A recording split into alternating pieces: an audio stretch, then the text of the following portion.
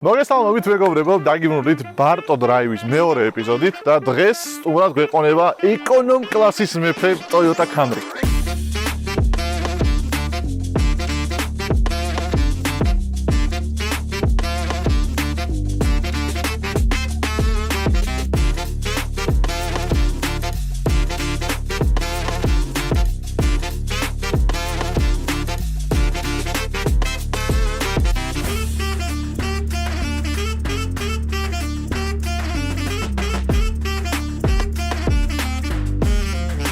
სანამ კონკრეტულად Camry-ზე დავიწყებდეთ საუბარს, ალბათ ყველას აქვს კითხვა თუ საერთოდ რა კატეგორიის ადამიანები ყიდულობენ Camry-ს. ადამიანები, ვისაც უბრალოდ თუნდაც რომ ეკონომიური მანქანა ყავდეთ, ბაზარზე მიდიან და პირველი, ყველაზე იაფიანი ვარიანტი რაც შეხვდებათ, იმას ყიდულობენ. იმიტომ რომ არ აინტერესებთ მათ არც მანქანის ვიზუალი, არც მანქანის სისწრაფე და კომფორტი ხომ მით უმეტეს. მათთვის თავარი არის რომ ადგნენ დიდ სამსახურში წავიდნენ მანქანი და მე დაბრუნდნენ უკან. აი Camry-ის შემთხვევაში მყიდველი ცოტა სხვა ტიპი არის. და აგიხსნით რატო? ამ მანქანას მარტო ისეთი ადამიანები ყიდულობენ, ვისაც ამ მანქანის ვიზუალი ევასება, ამ მანქანის ხასიათი ევასება. იმიტომ რომ პრინციპში იაფი არ აქვს. რადგან ვიზუალს შევეხეთ, გეტყვით რომ ამ მანქანის ვიზუალი საერთოდ არ ემთხვევა მის ტექნიკურ მახასიათებლებს და რას გულისხმობ ახლა ამაში. ტექნიკურ მახასიათებლებზე მოგვიანებით ვისაუბრებთ, მაგრამ შეხედეთ ამ მანქანის ვიზუალს. რამდენად აგრესიული გამოხედვა აქვს და რა მაგარი ფარები აქვს. აი აებს ეს ფარები არის ის, რაზეც საზოგადოება გიждდება, ცუდად ხდება. აი ეს მკვლელი ვიზუალი, რომელიც მართლა ძალიან მაგრა გამოიყურება. აი არ ვიცი, შეიძლება ეს ჩემი სუბიექტური აზრია, შეიძლება ვიღაცა არ მეთანხმებოდეს, მაგრამ ამ მანქანის წინა ნაწილი ძალიან მაგრად მომწონს. ერთადერთი აი ეს Toyota-ს ლოგოს რაღაცა ლურჯი ვიზუალი რატო აქვს ბექგრაუნდზე, მაგას ვერ ხვდები. რავი, თითქმის ყველა Toyota-ში ესეთი ვიზუალის ლოგო გვხვდება და აი არ ვიცი, ეგ ვერ გავიგე რატო არის საერთოდ ეგრე. ნუ ეს მანქანა საშუალო კომპლექტაცია არის, არც ძალიან მაღალი არის და არც ძალიან დაბალი, მაგრამ Camry-ზე რაც ცნობილია, კომპლექტაციებს შორის არის ძალიან დიდი განსხვავება თუნდაც ვიზუალის თვალსაზრისით. აი მაგალითად წინა ბამპერი საკმაოდ კარგად გამოიყურება და ვიზუალურად მომწონს, მაგრამ თუ თქვენ შეიძებთ აი ყველაზე დაბალი კომპლექტაციის Camry-ს, აი ის შედაებთ უფრო სულად გამოიყურება პირდაპირ გეტყვით.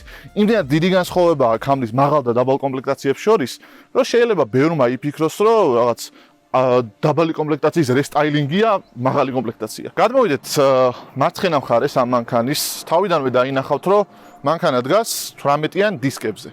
აი არ ვიცი, რაც არ უნდა თქვათ, Camry-ში ყველაზე მეტად ამ დიზაინის დისკები მომწონს. და თუ დააკვირდებით უკანა დისკი გამოწეული არის, ჩემი დიდი ვარაუდით ფეისერი აყენია და მართლა ძალიან მაგრა უხდება. ნუ ეს რა თქმა უნდა უკვე მე პატრონის გემოვნების მიხედვით არის გაკეთებული და წინა საბურავზე არ უყენია სხვათა შორის, რაც გამიკვირდა. უკან უყენია, მაგრამ აი მაინც ძალიან აგრესიულ ვიზუალს დენს, უკანს ფეისერი აყენია მანქანაზე. მართლა ძალიან მომწონს. აქ ასევე ნიკელის დეტალები გვაქვს გადმოტანილი, რაც მანქანას თავის მხრივ უხდება და მე პირადად მომწონს, განსაკუთრებით ესეთი კლასის მანქანაში, პრემიუმ კლასის კომფორტ სედანში. კომფორტ სედანში. აუ, უკანაც ჩავჯეთ და ნახოთ რეალურად როგორ მოვთავსდები.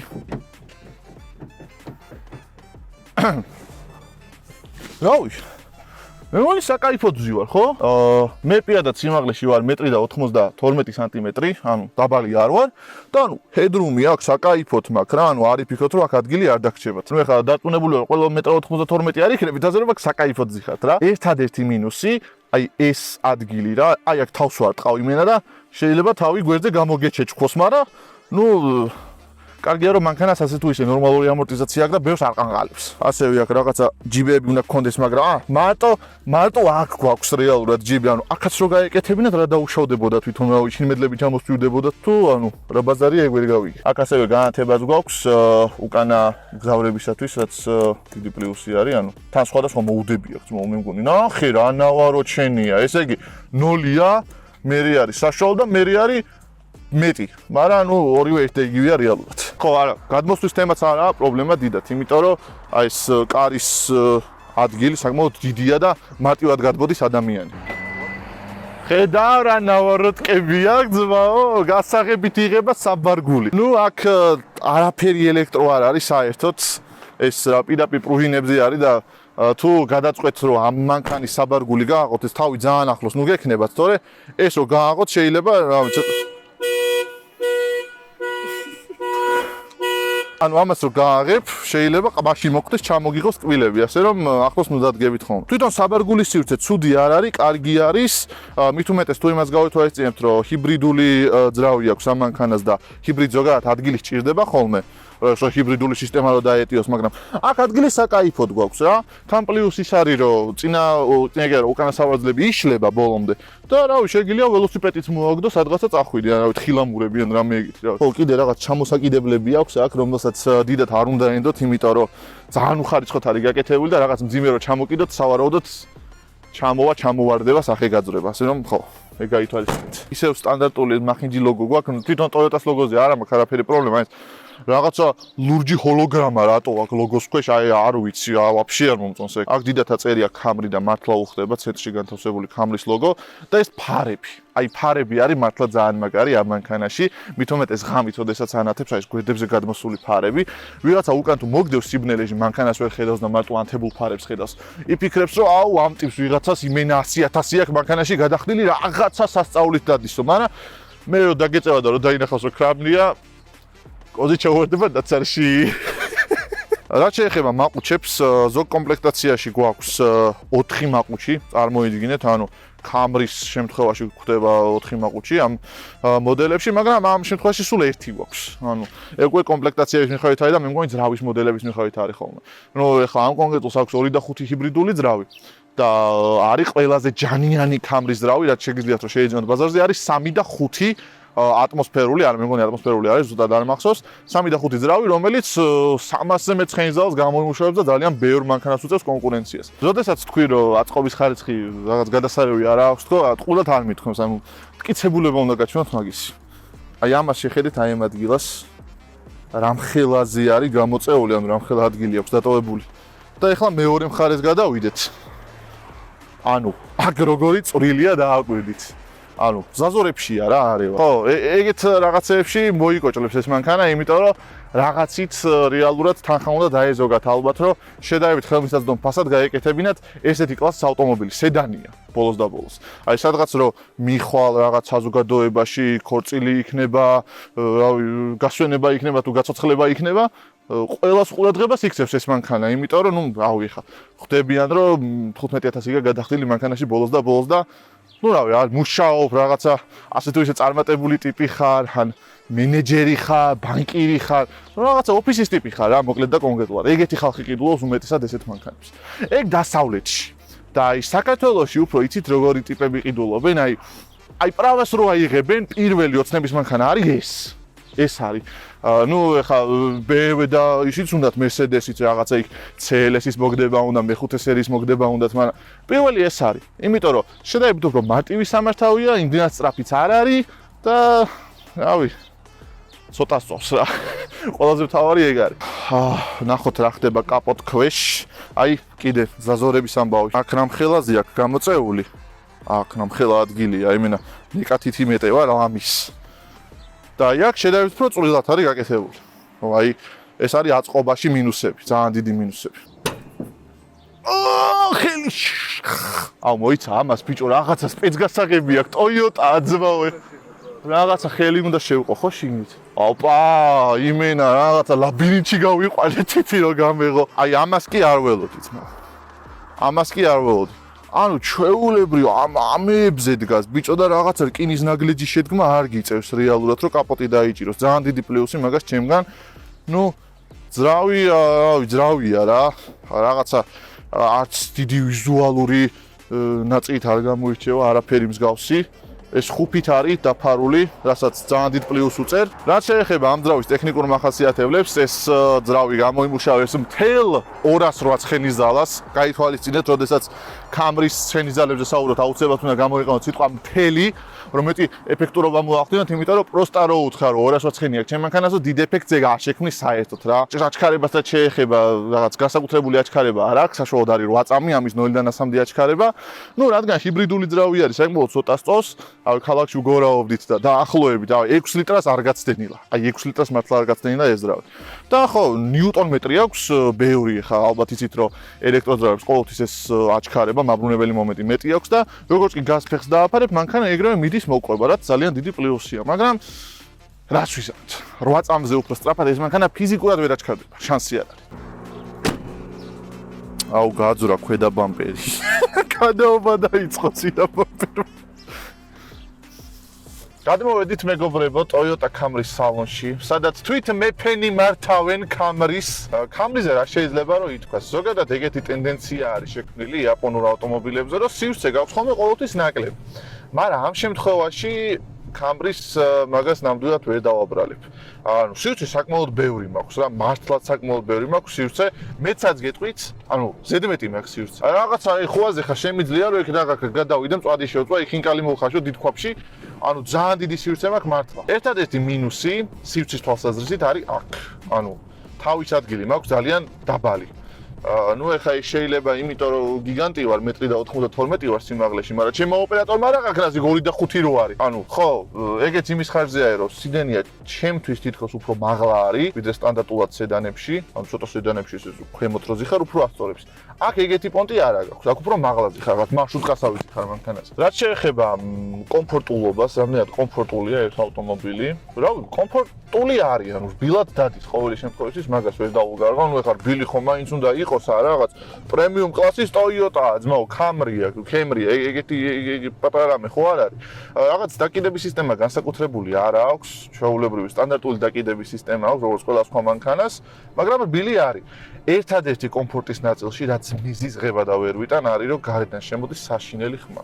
ანუ საშინელ ხმაში იმას გულისხმობ, რომ ჯერ ხო გარემოს ხმა შემოდის და ძრავის ხმა შემოდის აი ძალიან ცუდად, მართლა ძალიან ცუდად შემოდის ძრავის ხმა. ეხლა მე თქვენ გეტყვით რომ რაღაცა 8 ცილინდრიანი ძრავი უყენია და სასიამოვნო ხმა აქვს ხო? არაფერი მსგავსი, აი არაფერი მსგავსი. ასე მგონია რაღაც კატის კნავილი შემოდის სალონში ძრავიდან. რაღაცა კატას ატყავებენ კაპოტისთვის, რაც არ მომწონს. იმდენად არ მომწონს რომ რავი, ეჭქვეშ ვაყენებ ამ მანქანას საერთოდ აქვს თუ არა ხმის იზოლაცია. საჭეს რაც შეეხება, საჭე შემთთვის დამაკმაყოფილებელი არის, Toyota-სთვის შესაფერისი საჭე არის. ეხლა დიდად ხარისხით ვერ გამოირჩევა, იმიტომ რომ სულ არაფერი მაინც Toyota, აი მასალა თუნდაც რითიც საჭე არის გაკეთებული, არ მომწონს, აი რავი. შეხებითაც არ არის სასიამოვნო, აი ფუნქციონალს რაც შეეხება, ან ფორმას მაგალითად ხელში საკმაოდ კარგად ზის, რაღაცა ჩოჭერა რომ მოგინდეს ხუაზე ხარ შეგილია რომ სპორტულად დაიჭირო საჭე, მაგის პრობლემა არ არის. ჩაგუჭირე რა გიო? არა, მაიცა ძმა აქ ის არის, რა ქვია, რადარია ძმა, მაიცა რა უნდა ჩაგიჭირო. ღილაკები საკმაოდ ბევრი აქვს მანქანას საჭეზე გადმოტანილი, რაც თავისუფლ კარგია, იმიტომ რომ ბევრი რაღაცების კონტროლი შეგიძლია თვითონ საჭიდან და აქ რაღაცა მენიუში ხელების ფათური აღარ გიწევს. ნუ ამ მენიუზე და თანაზე მე დავიწყებთ აუცილებლად საუბარს. აი მაჩვენებლების დაფას რაც შეეხება, მთლიანობაში მე მომწონს, ვერ ვიტყვი რომ ცუდია. შერეული არის რაღაცა ფიზიკური სპიდომეტრი, ტახომეტრი და ასევე შუაში პატარა ეკრანი გვაქვს გამოტანილი, რაც ჩემთვის მიმზიდველი არის. ნუ ეხლა ვერ გეტყვით რომ დიდად 2018 წლისთვის ანიმაციებით და ფერებით გამოირჩევა, მაგრამ ფაქტია რომ ინფორმაციული არის. რაღაცების გაგება შეგიძლიათ. აი მაგალითად რამდენი კილომეტრი გაქვთ გავლილი დღის განმავლობაში, მაგის გაგება შეგიძლიათ და ასევე რამდენ ლიტრს აწვავს მოიხმარს მანქანა 100 კილომეტრზე. ნუ აი რავი 6 კილომეტრი წერია ეხა ქალაქის პირობებში და აი მართლა ფთოვანების ქვეშ ვარ იმენა. ეხლა ჩემი მანქანით რო ვიყო ზუსტად იგივე ადგილას მინიმუმ 12 ლიტრს აწვავს დაწვავდა და 6 ლიტრი არის ჩემთვის აი mind blow იმენა ამ ხელა სედანში. ნუ როგორც გითხარით 2.5 ჰიბრიდია ეს მანქანა. რაც შეეხება აი ამ ეკრანს, ზოგადად აი ამ დილს, რავი, არ დაგიმალავთ და 2018 წლიანი მანქანისთვის საკმაოდ პატარა მონიტორი არის. მე პირადად უფრო დიდს ველოდი, იმიტომ რომ ჩემ 2016 წლიანი მანქანას, რომელიც 2012-დან გამოდის რეალურად, იმას უფრო დიდი მონიტორი აქვს. ნუ პლუსი ის არის, რომ touch-ია ეს მონიტორი, მართლა. კი, რა touch-ია, ძმაო, ჩვეულებრივ, select phone, რამე უკან გამოხვალ, აქეთ-იქით touch-ი რო არის, მაგას მართლა ძალიან დიდ პლუსს უწევ რა, მაგრამ 2018 წლიან მანქანაში პრინციპში ეს touch-ი უკვე აღარ გვიგვრის. ანუ გასაგები თემა უნდა გქონდეს, აი რო არ გქონდეს ეხა ეს touch-ი, აი მაგრად ვიცინებდი, აი ბოლო ხმაზე ვიცინებდი, რომ 2018 წლიან მანქანას არ აქვს ეკრანზე touch-ი. აი ეგ იმენა წარმოუდგენელი თემაა ჩემთვის. მაგრამ მიუხედავად იმისა, რომ ეკრანზე touch-ი გვაქვს, მაინც საკმაოდ ბევრი ღილაკია გადმოტანილი და თან საზიზღარი ფორმის ღილაკები გვაქვს. აი რაღაცა თითში უნდა შემერჭოს, ძმაო, აი ეს რანაირი ღილაკებია, პროსტა ვერ ხვდები, აი რო ვაჭერ თითი მტკივა, ოღონდ მართლა. აი საიზღარი ღილაკები არის. და ნუ მაგას ძალიან დიდ მინუსს უწერ, აი მართლა ძალიან დიდ მინუსს უწერ თვითონ ღილაკების ფორმას. ვინაიდან ჩვენი მოდელი საკმაოდ მაღალი კომპლექტაცია არის, ბევრი რაღაცეები გვაქვს, ეხლა ბევრი ფუნქციონალი გვაქვს, აი თუნდაც საჭეზე რო გადმოვიდეთ, აი lane assist-ი გვაქვს რა, რაც მართლა ძალიან მომეწონა, ანუ ძალიან დიდი პლუსი მაგას ჩემგან. როდესაც ზოლში მიდიხარ, აი ნუ უმეტესად ტრასაზე უნდა გამოიყენოთ ალბათ ეს ფუნქცია და როდესაც ზოლიდან გადახვალთ, ეგრევე მანქანა გეუბნება, ნუ ზოლიდან გადახვედიო და რაღაცა ჭვიტინის ხმას იწყებს. ეგ მართლა პლუსია დიდი, რომ ეგ ფუნქცია აქვს.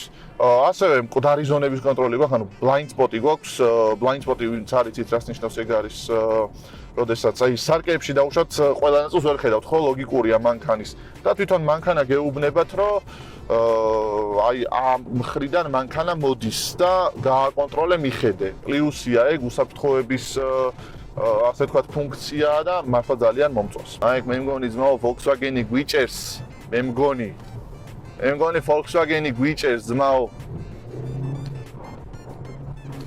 არა ძმაო, Volkswagen-ის ჩასაჭერი სად არის? თელი 208 ცხენი გვაქვს, ბიჭო, რა Volkswagen-ის ჩასაჭერი ძმაო. ხო აი, ვინც ამბობთ, რომ დაუშვათ Camry ძალიან სწრაფია და რაღაცა. იცით როგორი რაღაცა არის, აი Camry-ა რა. აი ზუსტად ამ მანქანას როგორი სიმძლავრე შეეფერება, ისეთ ჯანზე არის. 208 ცხენი აქვს, ყოველდღიურ გადაადგილებაში სრულიად საკმარისია, ანუ ყოველდღიურ გადაადგილებაში სწრაფია იმას გულისხმობ, რომ აბგონზე გასვლის არ გაგიტყდებათ ყოველი შემთხვევისთვის და საპირისპირო მხრიდან მომავალ მანქანას არ აეწებებით. მაგის გარანტიას გაძლევთ და ნუ გაწევა აქვს რა, ანუ ვერ ვიტყვი რომ გაწევა არ აქვს. მართლა ვერ ვიტყვი. უბრალოდ მე იმაზე ვღადაობ, რომ 2 და 5 ჰიბრიდ ძრავებს ადარებდნენ ჩემს 3 და 0 კომპრესორს რა. აი, ვისაც კიდე გონიათ ძმაო, რომ ჩემს 3 და 0 კომპრესორს მოუგებს ეს 2 და 5 ჰიბრიდი. გადაცემათა კოლოფს რაც შეეხება, CVT გადაცემათა კოლოფი აყენია ამ მანქანაზე. ვერ გეტყვით, რომ დიდად სიჩქარით გამოირჩევა ან რაიმე მსგავსი, პრინციპში არც არის მსგავსი კლასის მანქანისგან აუცილებელი, რომ რაღაცა ძალიან სწრაფად სთავდეს სიჩქარეებს. ტიპტრონიკიც აქვს, ანუ შეგიძლია მექანიკურად გადართოს სიჩქარეებში, მაგრამ ტიპტრონიკი და ავტომატიკა ერთ და იგივე არის, მართლა ერთ და იგივე არის. ნამდვილი მუღამი, რასაც აქ არის მექანიკა, ტიპტრონიკი ჩემთვის იგივე არის, რაც ავტომატიკა. და ხო, ნუ მაინც ეხა მექანიკურად გადართავ თუ ავტომატურად გადართავ, სიჩქარეში გადართოს, მაინც დრო სჭირდება რა. ანუ აგვიანებს. ვერ ვიტყვი რომ სწრაფად თავ სიჩქარეებში. აი მოსახვევს რაც შეეხება, ეს მანქანა არის წინა ამძრავი, ვინც არ იცით, მე მგონი all-wheel drive-ითაც გამოდის ზოგიერთი მოდელი და მოხვევის კუთხე აქვს საკმაოდ კარგი. ანუ კარგად უხევს მანქანა.